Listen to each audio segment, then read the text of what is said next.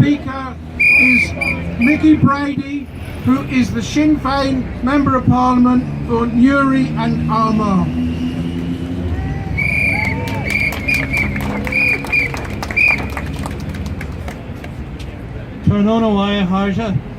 May I begin by saying it's a privilege to be asked here today to address you. I'm very glad to be in a position to extend my solidarity and that of my party Sinn Féin to the people of Yemen.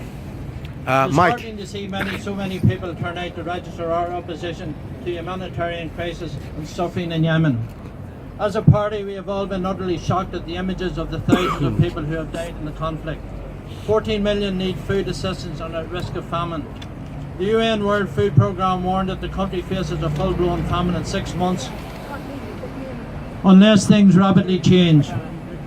I want to be clear in the next point. The humanitarian crisis falls completely at the feet of the Saudi regime.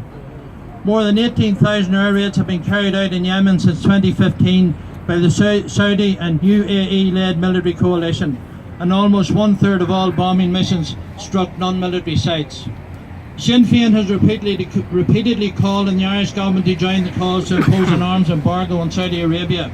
Regrettably, the Dublin government continues to fail to do this. There is a desperate need for Britain and the US to stop supplying arms.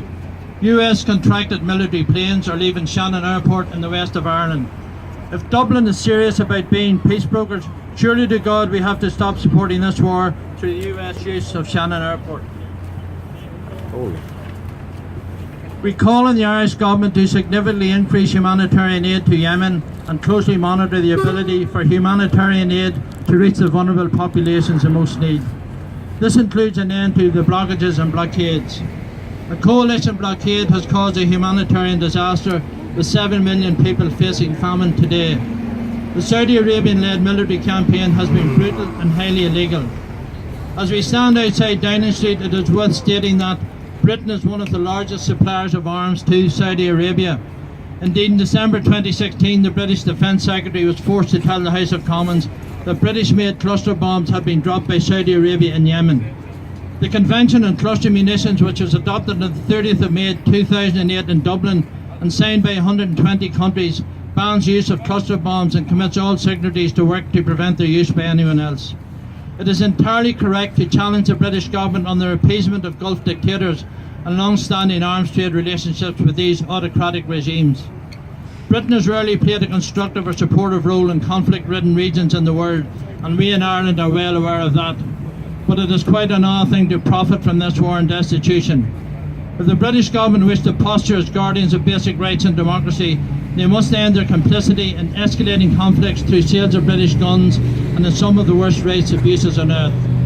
And of course I couldn't speak here today without also sending my solidarity to the people of Gaza as they face a barrage of military aggression and bombardment from Israel. Our thoughts are with the Palestinian people at this time. Gura míle maith. Thank you, Mickey. Hands off Yemen! Stop the bombing now! Hands off Yemen! Stop the bombing now! Hands off Yemen!